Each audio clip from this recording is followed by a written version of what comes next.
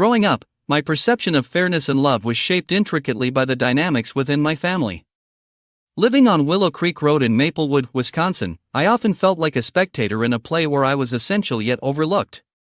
As the middle child at 33 years old, the balance between my two siblings, Caroline, the eldest at 35, and Zachary, the youngest at 29, created a unique foundation for my identity. The house we lived in, a modest two-story structure that could almost speak, was infused with the aromas of fresh bread and the warmth of laundry detergent, creating a sensory invitation to family life.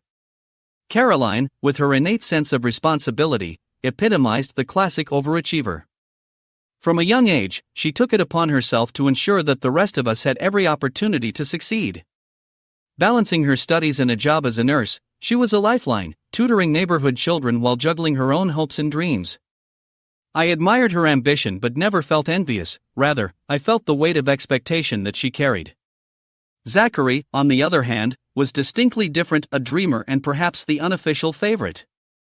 He navigated through life with a cheeky grin, getting away with mischievous antics that Caroline and I wouldn't even dare to try.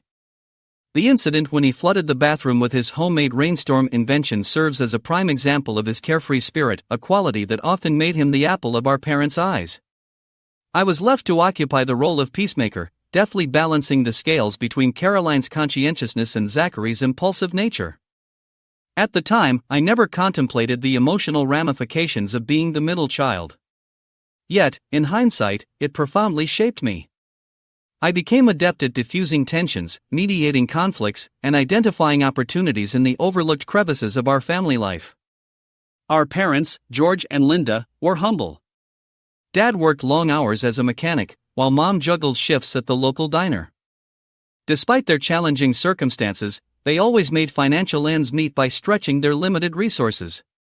Embedded in their parenting was a steadfast commitment to fairness, a value that stemmed from splitting candy bars evenly among us or ensuring each of our birthdays was equally celebrated. One specific summer memory still resonates clearly, the moment I was finally taught to ride a bike without training wheels. While Dad patiently steadied me on the cracked driveway, I recall shouting, "Don't let go."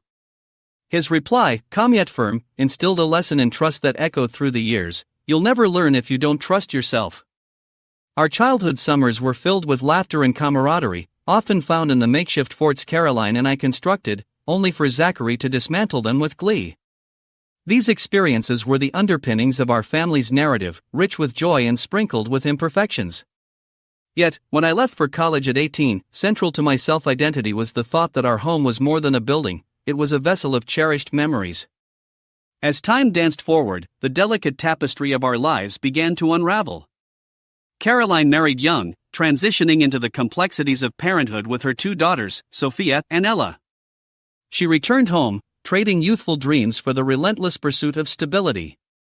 Zachary, embodying a whirlwind of ventures, from art school to bartending and now some ambiguous freelancing, remained in flux, endlessly pursuing transient pursuits. I found my footing as a history teacher, marrying Anna, a beacon of stability who enveloped me in kindness. Together, we raised our inquisitive son, Jacob. Despite the passage of time, our childhood home remained an echo of our past. However, the fading blue shutters and the weakening porch spoke volumes of the toll that wear had taken on it. Mom and Dad clung to it stubbornly, insisting that they could maintain the house even as reality crept in with a burdensome weight. Each visit back felt like stepping into an archive filled with nostalgic scents and memories tucked within old family photographs, yet the air bristled with unseen tension, an unspoken truth looming over us all. And then came that inevitable, life-altering discussion on an ordinary Friday evening. Arriving at the house, a sense of foreboding settled in my gut. Mom had reached out with urgency. She wanted me to join them for dinner, but the heaviness in her voice felt sensitive, like fragile china waiting to crack. Anna stayed home with Jacob, providing me with a moment to face the family alone, a decision filled with emotional trepidation. Once there, the familiar scent of Mom's roast chicken surrounded me, yet discomfort prickled at my consciousness as I caught sight of Mom and Dad exchanging glances that conveyed deeper emotions unsaid. Caroline's presence alongside me brought moments of levity, her daughters scuttling about with excitement for Grandma's cookies, infused with a sense of sweetness to distract from the impending dread. But this was soon punctured when Dad finally broached the subject, his tone grave. "We're selling the house," he declared, allowing the words to hang heavy in the air. Silence enveloped the table. My heart raced, and Caroline's face mirrored the shock coursing through me. The realization hit me like a tidal wave: the childhood haven we cherished would soon be someone else's. The ensuing long-winded discussion felt like a funeral for our shared memories, fragile tendrils of nostalgia weaving through a difficult conversation. Each sentimental memory surfaced in fragments, one after another. The milestones embedded within those walls, the blanket forts, the late-night talks, the garden catch games, had been deemed insufficient in the eyes of practicality. Zachary, engrossed in his own reality, brushed off the implications with a casual shrug. His nonchalance irritated Caroline deeply. "That's all you have to say?" she snapped, her frustration boiling over. The kaleidoscope of emotions saw Caroline meticulously analyzing every angle of the decision, unable to understand how our parents could choose to dismantle the very foundation of our family unit. The takeaway of fairness that Mom had promised felt as if it was slipping through my fingers, like sand on a gusty day. In that moment, a false sense of relief surfaced as our parents offered to distribute the proceeds from the sale evenly, ensuring each of us had some semblance of a safety net. But beneath it, a bitter truth remained. The fabric of our family unit was being tested in ways we never anticipated. Days turned to weeks, and I convinced myself that I had come to terms with the sale. The pressures of daily life camouflaged the underlying tension, shielding me from the emotional fallout of our parents' drastic decision. Caroline, practical as ever, began to discuss the logistics of her share, redirecting her focus onto spreadsheets and financial advice. In contrast, Zachary seemed blissfully oblivious. The split in emotional investment fostered a growing rift. He remained unreachable, focusing on his transient lifestyle. One evening, after putting Jacob to bed, I scrolled through social media, browsing images of friends and their families. Stopping abruptly, I found myself staring at Zachary's post. He, in front of a chic modern condo in downtown Milwaukee, looked exuberantly happy. The caption, euphoric, claimed new beginnings couldn't have happened without family support. That phrase stung, igniting a surge of disbelief and anger within me. I instantly shared the image with Caroline, demanding answers. Her frustration was palpable as we exchanged messages. Did he really get money for that? She was seething, and soon the conversation spiraled into a murky discussion about our parents and fairness.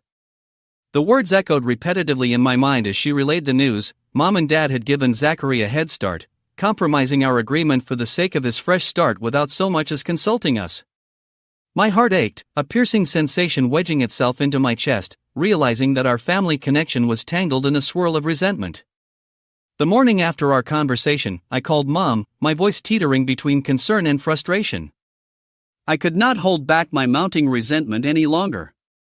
The exchange felt futile as Mom repeatedly suggested they acted in the best interest of the family, struggling to comprehend the emotional weight of their decision. You wanted to preserve fairness while completely overlooking Caroline's struggles. I accused, someone embodying our parents' values and subsequently teaching us lessons over the years. The fallout intensified from that day forward. Caroline began withdrawing, refusing to engage with our parents while I danced around the edges of our unraveling family dynamics. Even without saying outright, we had become a house divided. It became evident that the very love we were raised to believe in was fracturing, reducing our familial bond to something superficial. As we reluctantly returned to our family dinners, the air was thick with unspoken resentment. My frustration festered beneath the surface, culminating in another dinner that felt like the culmination of years of tension. Amid pleasantries, Zachary walked in, oblivious to the emotional upheaval swirling around us.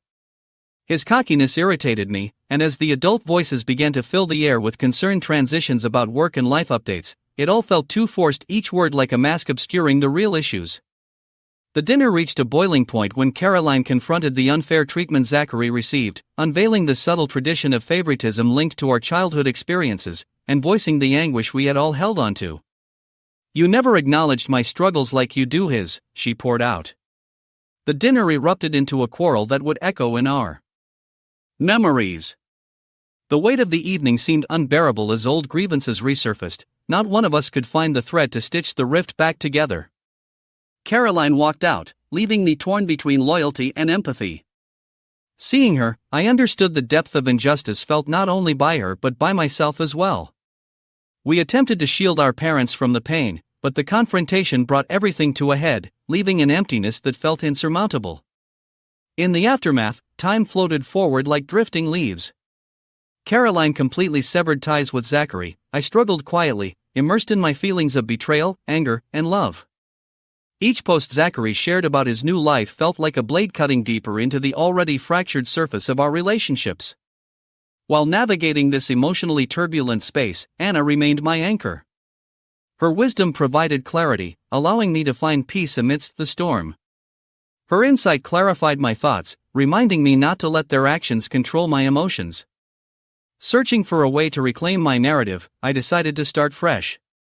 Unfollowing Zach, tuning out from our bubble of conflict, and focusing on my small family became my newfound resolution. Slowly, I began rebuilding connections in my own way.